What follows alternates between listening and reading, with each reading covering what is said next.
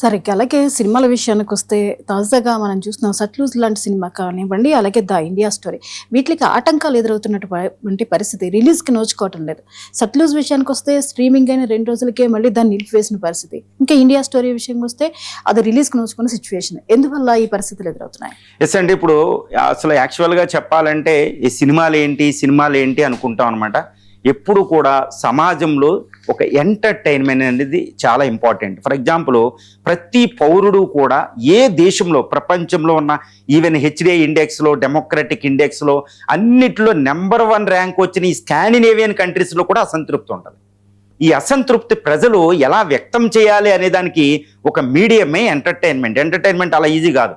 చూడండి, మెడిటేషన్ చేసుకున్నా, మ్యూజిక్ విన్నా మనలో ఉన్న బాధలు పోయి ప్రశాంతత వస్తుందన్నట్టే ఈ సమాజానికి ప్రశాంతతను తెప్పించేది, సమాజానికి యోగా, మెడిటేషన్ అంటేవి ఎంటర్టైన్మెంట్. ఇప్పుడున్న ఎంటర్టైన్మెంట్లో పెద్దది ఏంటంటే సినిమాని మనం చూడకుండానే ఫాలో అయిపోతూ ఉంటాం. కాబట్టి సినిమాని మనం చాలా జాగ్రత్తగా చేసుకోవాలి. ఆ స్టోరీలు అవన్నీ ప్రజలకి చక్కటి సమాచారం ఇవ్వాలి. లోక కళ్యాణం, దేశ సౌభాగ్యానికి ఉపయోగపడాలి. దేశంలో ఉన్న చెడుని తీసే విధాలుగా ఉండాలి. ఇప్పుడు 'సట్లెజ్', 'ద ఇండియా స్టోరీ' 2 మూవీలు వచ్చినాయి. అవేంటి? సట్లెజ్ యాక్చువల్గా దాని పేరు సట్లెజ్ రివర్ మీద వచ్చింది, మన గోదావరి మహానది రివర్ లాగా. కానీ దాని పేరు పాపం సుట్లూజ్ అనుకుంటూ మార్చుకున్నారు వాళ్ళు, సట్లూజ్ అనుకుంటూ, ఎందుకంటే రిలీజ్ అవుద్దని.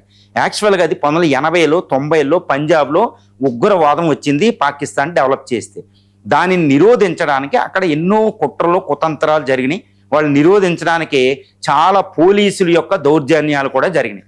ఈ పోలీసుల దౌర్జన్యాల మీద ఒక వ్యక్తి, అక్కడ సోషల్ యాక్టివిస్ట్ జస్వంత్ సింగ్ కల్రా అనే వ్యక్తి, సోషల్ యాక్టివిస్టు, ఆయన చాలా జాగ్రత్తగా ఇన్వెస్టిగేషన్ చేస్తాడు. కానీ ఆయన మిస్ అయిపోవడం, ఆయన అబ్డక్ట్ అవ్వడం, పోలీసుల చేతులు చనిపోవడం, ఆ స్టోరీ ప్లాట్ అన్నమాట. కానీ ఆ స్టోరీ బయటకు వస్తే పరిస్థితి ఎలా ఉంటుందని గవర్నమెంటే అడ్డుకోవడం.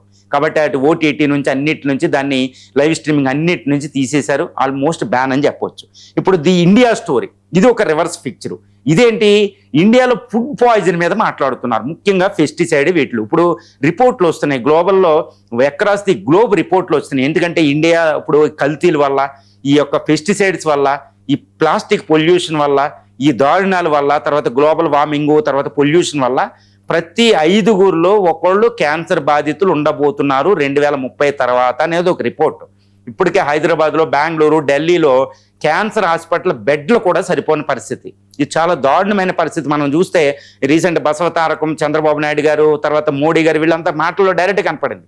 ఇండియాలో క్యాన్సర్ ట్రైన్స్ వెళ్తున్నాయి పంజాబ్ నుంచి ఢిల్లీకి, ఆంధ్ర నుంచి హైదరాబాద్. క్యాన్సర్ పేషెంట్ల బోగీలకు వస్తున్నాయి, ఎందుకంటే బెడ్లు కూడా సరిపోతున్నాయి. అంత దారుణంగా క్యాన్సర్ ఉంది. ఆ క్యాన్సర్ కారణం అంటే ఎవరైనా చెప్తారు, ఫుడ్ కల్తీ కానిది ఏదీ లేదు. ఇప్పుడు పసిపిల్లల పాలు నుంచి, బియ్యం నుంచి, కోడిగుడ్ల నుంచి, తర్వాత ఆకుకూరల నుంచి, పుచ్చకాయల నుంచి, ఏది కల్తీ లేదని చెప్పండి. ఏది ఎంతటి దారుణం. కానీ కల్తీని అరికట్టే డిపార్ట్మెంట్ల పరిస్థితి ఎంత దారుణంగా ఉన్నాయి. Totally they failed, utterly failure అనమాట. ప్రతి డిపార్ట్మెంట్ ఫెయిల్ అయ్యింది, లేకపోతే ఇంత దారుణాలు జరగవు కదా, అది ఒప్పుకుని తీరాలి కదా. దీనికి సంబంధించిన స్టోరీయే 'ది ఇండియా స్టోరీ'. ముఖ్యంగా ఆగ్రో పెస్టిసైడ్స్ మీద వచ్చినాయి. ఆగ్రో పెస్టిసైడ్స్ ఎంత డేంజర్. ఇప్పుడు ఆగ్రో పెస్టిసైడ్ ఇండస్ట్రీలే ఆ సినిమాను అడ్డుకోవడం. మరి ఈ స్టోరీ ఇంకా వేరే ఏదేది కాదు, అది ఏకంగా ఫుడ్ కల్తీల మీద వస్తుంది, అడల్టరేషన్ మీద వచ్చింది. ఈ స్టోరీని ఎందుకు అడ్డుకోవాలండి? అంటే ఎవరు బలంగా ఉన్నారు? ప్రభుత్వం బలంగా ఉందా? స్టోరీ తీసేవాళ్ళు నిజం చెప్పాలంటే వాళ్ళకి ఆర్టికల్ 19(1)A అనేది సైలెన్స్ ఎందుకు అయిపోవాలి? రాజ్యాంగంలోని ఆర్టికల్ 19(1)A అనేది ఈ ఫిల్మ్ ఇండస్ట్రీకి, ప్రెస్ ఫ్రీడమ్కి, అన్నిటికీ, భావ వ్యక్తీకరణకి, అన్నిటికీ మూలం.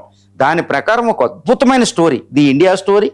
'ద సట్లెజ్' అనేది తెలియాలండి. పోలీసులు ఎంత అక్రమాలు చేశారో ప్రజలకు తెలియొద్దా?